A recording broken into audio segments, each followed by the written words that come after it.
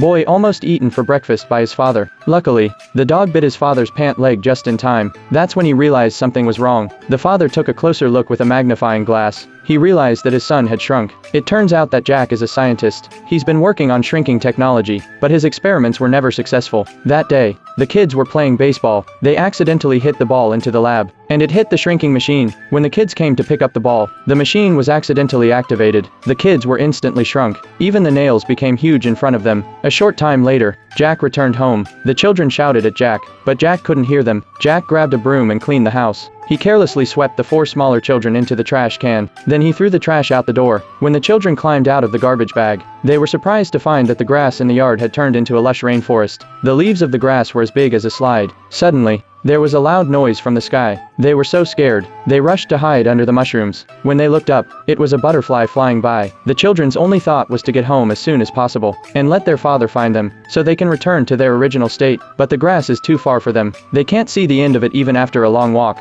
Soon, a river blocked their way. The children were puzzled. How could there be a river in their own grass?